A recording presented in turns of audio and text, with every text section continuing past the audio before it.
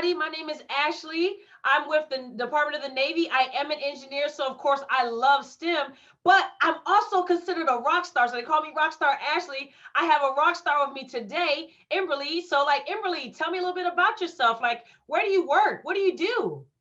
Hi, Ashley. So my name's Emberle Pearson, and I am an engineer by trade, but I work at Naval Horizons now supervising engineers as well as logisticians. Full circle. Wow, wow. So, okay, so you're an engineer, right? What type of engineering did you do in school? So for undergrad and for my master's, I studied mechanical engineering. And you wanted to be a mechanical engineer since you were like 4 years old, right? Did you start off like No, absolutely that? not.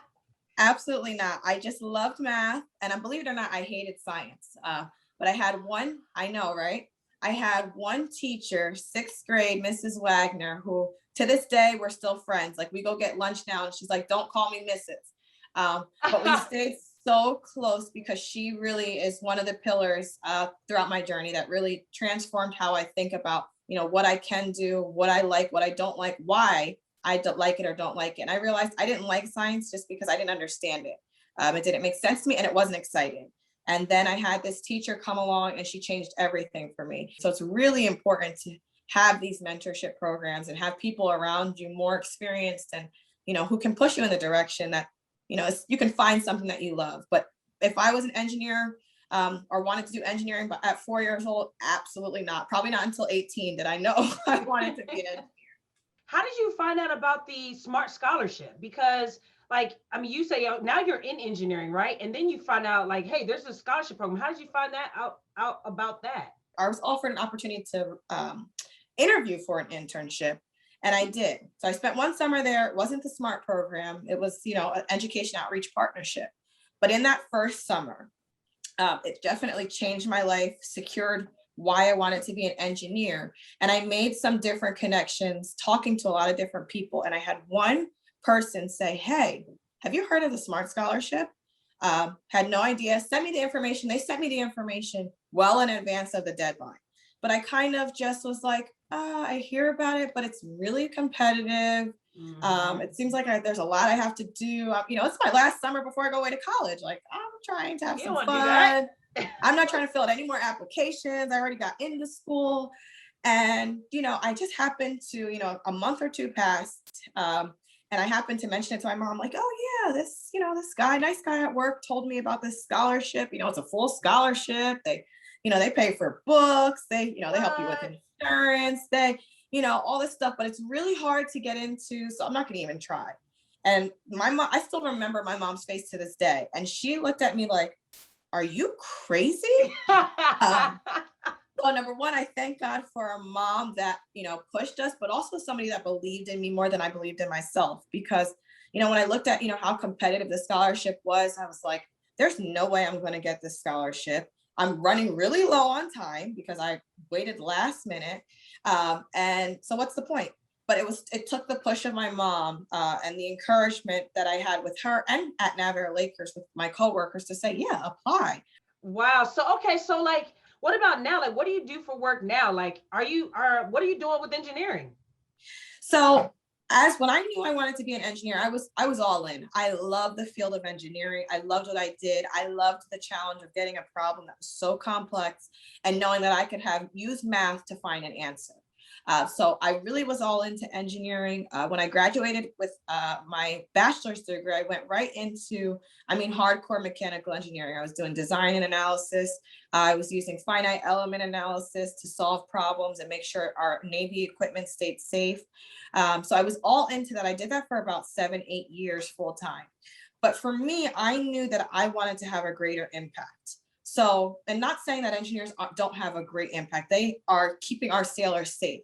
But for me, I wanted to touch more people. I wanted to interact with more people. I wanted to contribute to the development and growth of employees the way so many people did that for me. When I think about my journey, there's specific people I can call out who really changed and really set me up for the path that I'm on. I worked really hard, but there's a lot of people whose shoulders I stood on. So I wanted to have that opportunity to give back. So I recently was promoted as a supervisor in workforce development.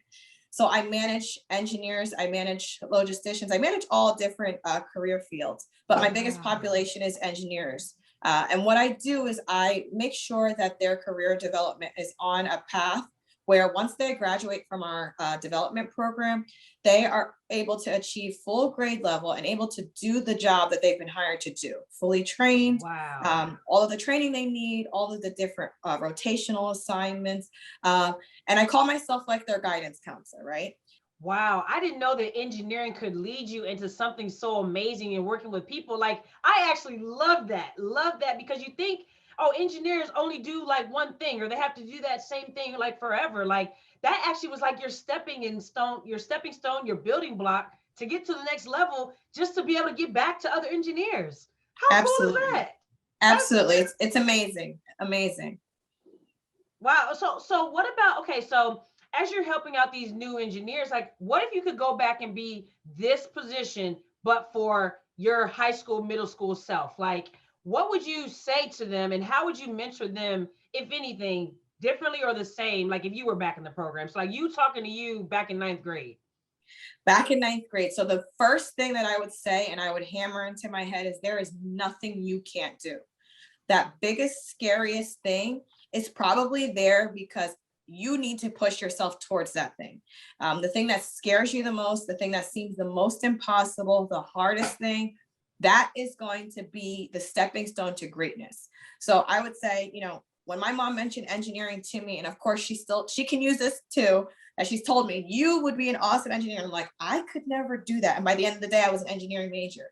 So it's those things that you think you can't do, that are impossible for you, are really the greatest opportunity, right? Nothing great is built in a comfort zone. I would tell myself that get out of your comfort zone.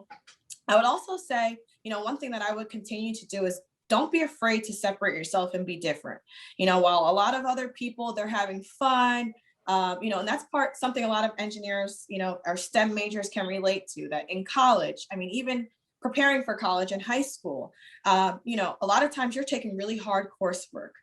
You have a lot of homework. You're taking AP classes, you're taking exams, and you're doing it all by choice. It's really a choice because you're trying to prepare for the next level. And then you get to the next level and you're working really hard. You've got studies, you've got exams, Yep. all your friends are out, they're having a lot of fun, right?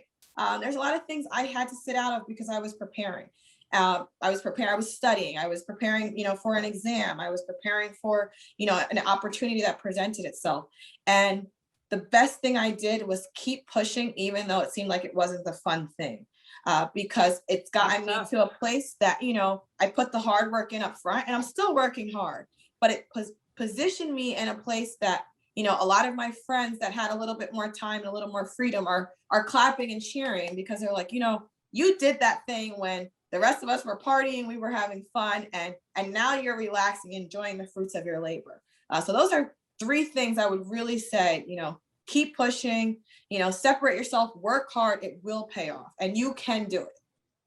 Wow, I really appreciate. This has been such an amazing conversation. I'm really like you're inspiring me. Like I want to get out there and say I want to go hit the ground running again. Go run, right? Right. Well, I appreciate you for taking the time to talk with me today. And for all those students out there, like yeah, this is hitting me something different too. So I appreciate it. And thank you for taking the time. Like this was great.